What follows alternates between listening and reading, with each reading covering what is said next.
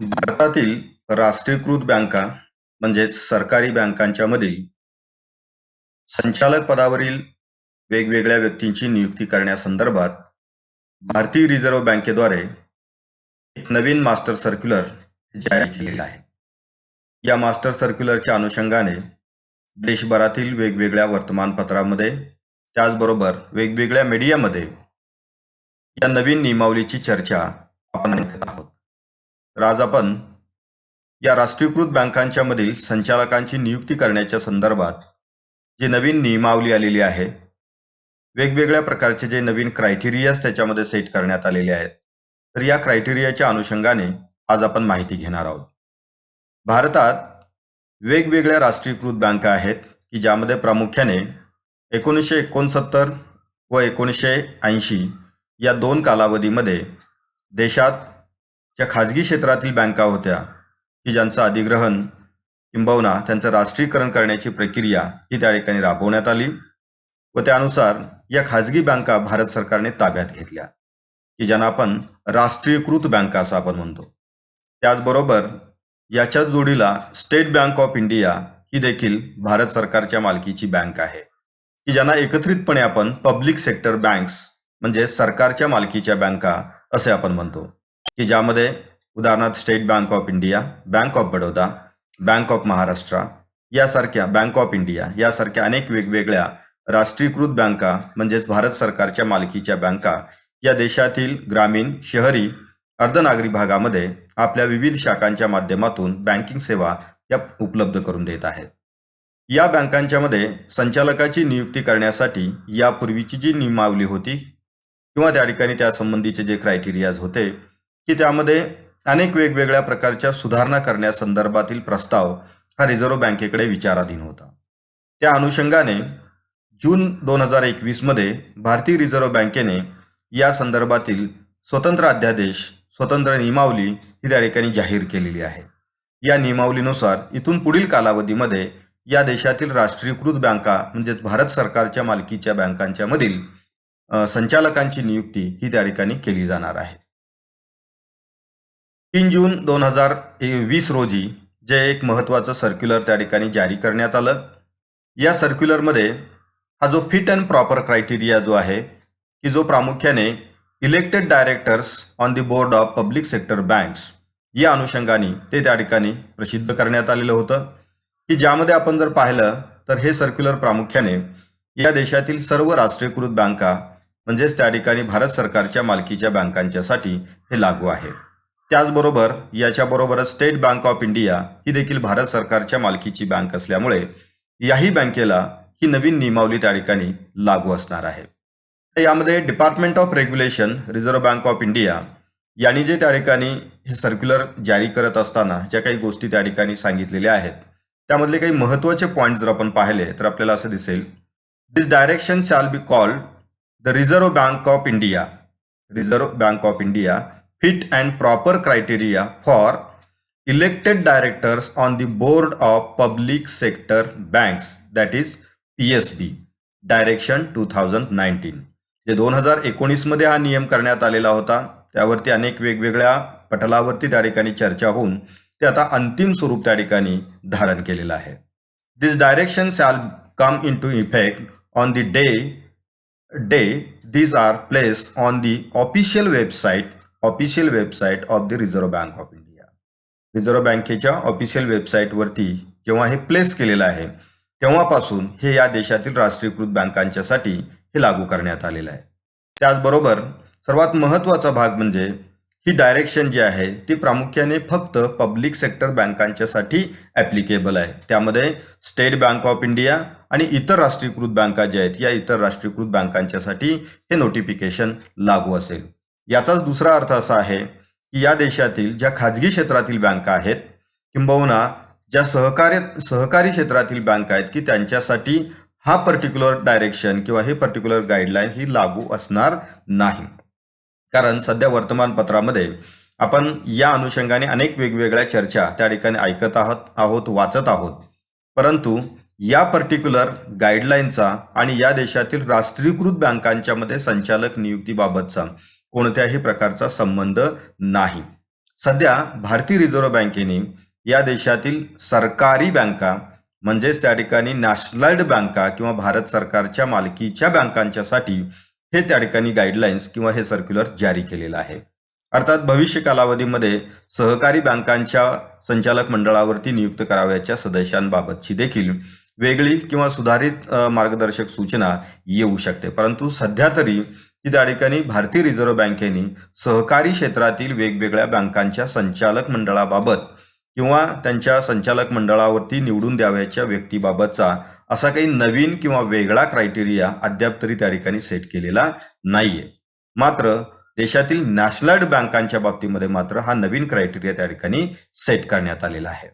यामध्ये काही महत्वाचे घटक जे आहेत ते जर आपण पाहिले तर त्यामध्ये वयाची अट निर्धारित करण्यात आलेली आहे की ज्यामध्ये ज्या व्यक्तीची नियुक्ती त्या ठिकाणी करावयाची आहे की त्याचं किमान वय हे 35 वर्ष आणि कमाल वय जे आहे ते 67 वर्षापर्यंत असणं हे आवश्यक आहे. म्हणजे नियुक्तीच्या वेळेला त्याचं नाव जेव्हा नॉमिनेट केलं जाईल त्या नॉमिनेशनच्या वेळेला किमान वय हे 35 वर्ष आणि कमाल वय हे 67 वर्ष त्या ठिकाणी असलं पाहिजे. यापेक्षा अधिक किंवा यापेक्षा कमी वय असता कामा नये.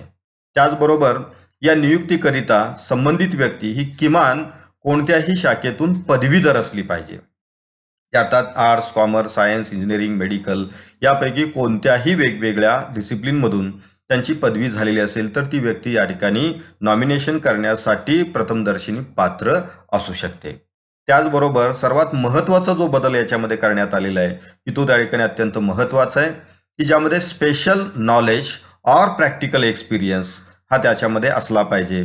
आणि हा प्रामुख्याने रिझर्व्ह बँक ऑफ इंडियानी जे काही त्या ठिकाणी डिपार्टमेंट ऑफ बँकिंग रेग्युलेशन जो आहे की आणि 24 नोव्हेंबर 2016 रोजी जे काही एरियाज आयडेंटिफाय करून दिलेले आहेत की त्यामधील एक्सपिरियन्स त्यामधील स्पेशल नॉलेज असणं हे आवश्यक आहे की ज्यामध्ये इन्फॉर्मेशन टेक्नॉलॉजी, त्याचबरोबर payment and settlement system, human resource management, risk management and business management हे काही कोर एरिया आहेत की ज्याच्यामधलं स्पेशल नॉलेज किंवा एक्सपिरियन्स जर त्यांच्याकडे असेल तर अशा व्यक्तीचा विचार हा त्या ठिकाणी बोर्ड ऑफ डायरेक्टरमध्ये डायरेक्टर म्हणून नॉमिनेट करण्यासाठी त्यांचा विचार त्या ठिकाणी केला जाऊ शकतो.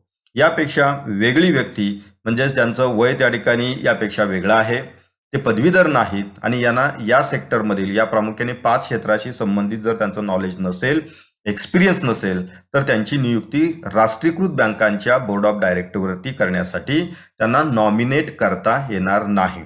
तर नॉमिनेशन आणि प्रत्यक्षात इलेक्शन याच्यामध्ये मोठी तफावत आहे. कारण नॉमिनेशन होऊ शकतं परंतु त्या ठिकाणी प्रत्यक्षात त्याची निवड होऊन संचालक पदावरती नियुक्त होणं हा एक त्या ठिकाणी प्रक्रियेचा पुढचा भाग असतो.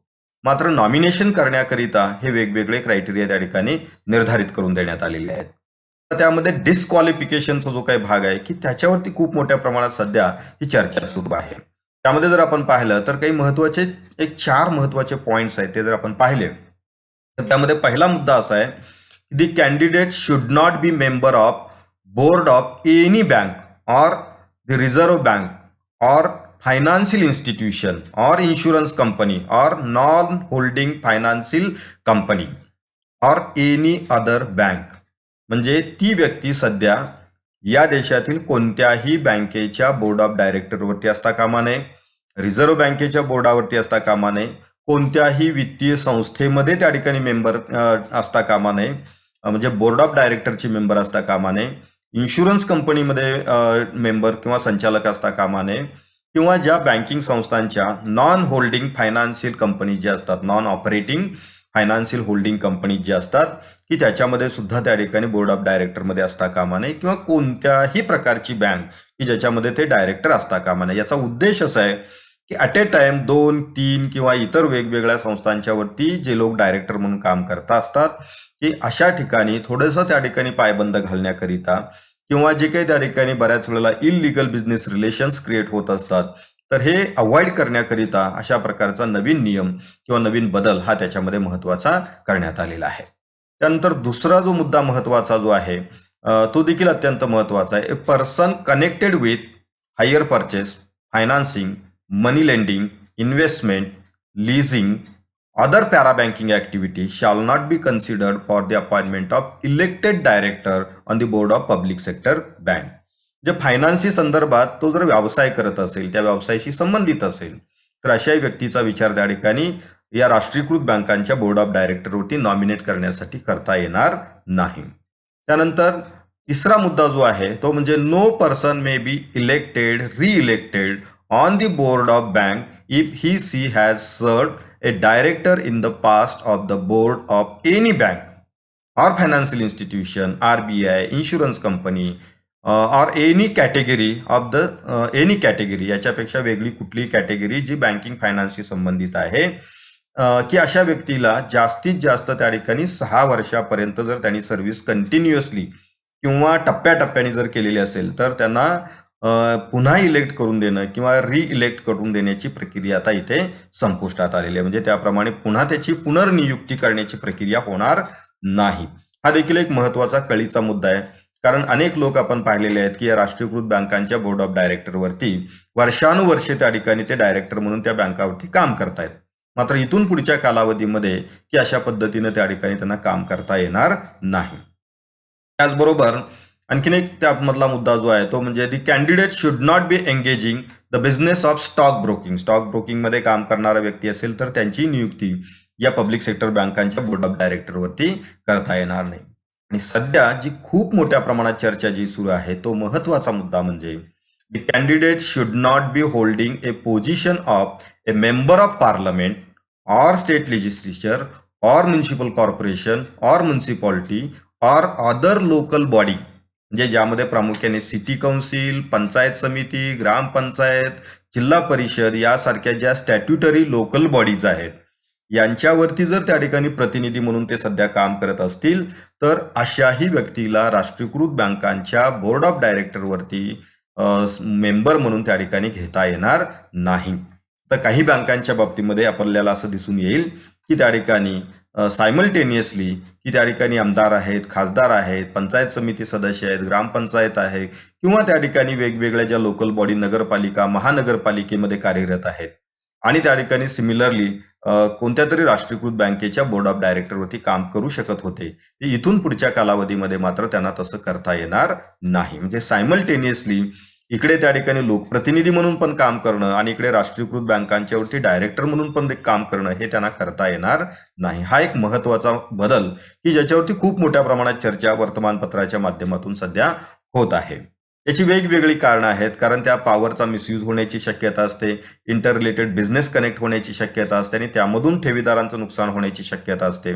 अशा काही गोष्टी रिझर्व्ह बँकेच्या निदर्शनास आलेल्या असतील आणि त्यामुळे अशा पद्धतीचा तो निर्णय आता त्या ठिकाणी घेण्यात आलेला आहे. नेक्स्ट पॉइंट याच्यामधला जो आहे तो म्हणजे the candidate should not B acting as a partner of chartered accountant firm which is currently engaged a statutory central auditor of the any nationalized bank or state bank of India.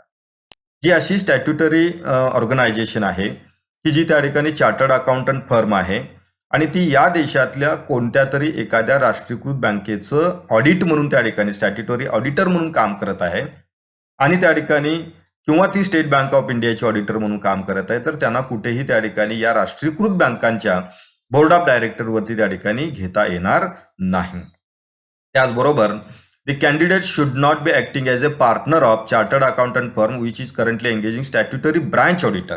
जे ते branch auditor म्हणून देखील काम करत असतील तरी देखील त्यांना अशा पद्धतीनं या सरकारी बँकांच्या म्हणजेच राष्ट्रीयकृत बँकांच्या बोर्ड ऑफ डायरेक्टरवरती घेता येणार नाही. तर या डिस्क्वालिफिकेशनच्या दृष्टिकोनातून या काही महत्वाच्या तरतुदी आहेत. त्याचबरोबर त्यांचे काही बिझनेस कनेक्शन्स असतील तर अशाही व्यक्तींचा विचार नॉमिनेशनसाठी करता येणार नाही. काही प्रोफेशनल रिलेशन्स आहेत, म्हणजे ती व्यक्ती प्रोफेशनल आहे, प्रोफेशनल सर्व्हिसेस प्रोव्हाइड करते आहे आणि त्या ठिकाणी त्याचा संबंध ही या ठिकाणी नॉन ऑपरेशनल फायनान्शियल होल्डिंग कंपनीशी आहे, बँकेशी संबंधित आहे, तर त्यांचा विचार याच्यामध्ये त्या ठिकाणी केला जाणार नाही. त्याचबरोबर त्यांचं ट्रॅक रेकॉर्ड जो आहे किंवा त्यांची इंटिग्रिटी जी आहे की याच्याविषयीचे जे काही यापूर्वीचे क्रायटेरियाज आहेत ते त्याचप्रमाणे असतील की यांच्यावरती डिसिप्लिनरी ऍक्शन झालेली असेल किंवा इतर वेगवेगळ्या प्रकारचे अलिगेशन्स असतील, कोर्टामध्ये केसेस चालू असतील तर अशा व्यक्तींना त्यामध्ये सहभागी होता येणार नाही.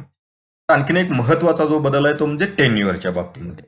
टेन्युअरच्या बाबतीत असं म्हटलेलं आहे, an elected director shall hold office for 3 years and shall be eligible for re-election provided that no such director shall hold office for a period exceeding 6 years. Weather सर्व कंटिन्युअसली ऑर इंटरिमली. म्हणजे हा एक महत्वाचा बदल आहे की एकदा त्यांची निवड झाल्यानंतर ते 3 वर्ष त्या ठिकाणी डायरेक्टर पदावरती राहू शकतात. त्यानंतर पुन्हा एकदा त्यांचं रिइलेक्शन होऊन निवड होऊ शकते एका टेन्युअरसाठी, आणि जास्तीत जास्त 6 वर्ष ते त्या बँकेसाठी काम करू शकतात. मग ते त्या ठिकाणी कंटिन्यू 6 वर्ष असू शकतात किंवा त्या ठिकाणी वेगवेगळ्या टप्प्यामधली 6 वर्ष असू शकतात. तर ती त्या ठिकाणी जास्तीत जास्त त्यांचा टेन्युअर हा 6 इयर्स हा त्या ठिकाणी फिक्स करण्यात आलेला आहे. हा एक महत्वपूर्ण बदल त्या ठिकाणी इथे आपल्याला पाहायला मिळेल. याबरोबरच की ज्यांचं नॉमिनेशन त्या ठिकाणी केलं जाईल आणि जे इलेक्ट होतील, निवडून येतील, अशा डायरेक्टरनी त्या ठिकाणी अनेक्स 1 आणि अनेक्स 2 या 2 प्रकारचे त्या ठिकाणी डॉक्युमेंट जे आहेत ते भारतीय रिझर्व्ह बँकेकडे सबमिट करणं आवश्यक आहे, की ज्यामध्ये declaration and undertaking bye a person proposed director, जे ज्यांचं नॉमिनेशन झालेलं आहे, की ज्यांना त्या ठिकाणी डायरेक्टर म्हणून नियुक्त केलं जाणार आहे, तर त्यांनी त्या ठिकाणी 43 मुद्द्यांचं त्या ठिकाणी विवरणपत्र आहे ते भरून द्यावं लागेल. त्याचबरोबर ते सर्वांच्यासाठी लागू आहे, म्हणजे मॅनेजिंग डायरेक्टर असतील, चीफ एक्झिक्युटिव्ह ऑफिसर असेल, डायरेक्टर असतील, या सर्वांच्यासाठी जे त्या ठिकाणी अंडरटेकिंग आहे ते अंडरटेकिंग इथंही त्यांना भरून द्यावं लागेल. त्याचबरोबर अनेक्स 2 जो आहे त्याच्यामध्ये form of deed of covenant with a director, त्यामध्ये या व्यक्तीला त्या ठिकाणी ऑफिस मध्ये त्या ठिकाणी नियुक्त होण्यापूर्वी जेव्हा त्यांची निवड होईल आणि ते चार्ज हाती घेतील तेव्हा त्या ठिकाणी त्याच्या पूर्वी अशा प्रकारचं कन्व्हिनंट त्या ठिकाणी करून देणं, डीड करून देणं हे त्या ठिकाणी अत्यंत आवश्यक आहे. तर हे काही महत्वाचे बदल आहेत की जे सध्या भारतातील राष्ट्रीयकृत बँका म्हणजेच पब्लिक सेक्टर बँकांच्या मध्ये जे इलेक्टेड डायरेक्टर्स असतात, जे निवडून दिलेले डायरेक्टर्स असतात, यांच्या नियुक्तीबाबतचा महत्वपूर्ण बदल हा त्या ठिकाणी भारतीय रिझर्व्ह बँकेने केलेला आहे. भारतीय रिझर्व्ह बँक या देशातील राष्ट्रीयकृत बँका असतील, सहकारी बँका असतील किंवा खाजगी क्षेत्रातील बँका असतील, की या बँकांच्या प्रशासनामध्ये सुधारणा करण्यासाठी असेल, त्यांचे इफिशियन्सी वाढवण्याच्या दृष्टिकोनातून असेल, त्याचबरोबर ठेवीदारांच्या ठेवींचं हितसंवर्धन करण्यासाठी असेल, आणि इन जनरल या देशाच्या आर्थिक उन्नतीच्या दृष्टिकोनातून या बँकांचं कॉन्ट्रीब्युशन अत्यंत चांगल्या पद्धतीनं होईल यासाठी डिपार्टमेंट ऑफ बँकिंग रेग्युलेशन असेल किंवा वेगवेगळी जी काही रिझर्व्ह बँकेची डिपार्टमेंट्स आहेत, हे डिपार्टमेंट्स वेळोवेळी या नियमावलीमध्ये किंवा त्या ठिकाणी वेगवेगळ्या अटी शर्ती ज्या असतात की याच्यामध्ये बदल करत असते.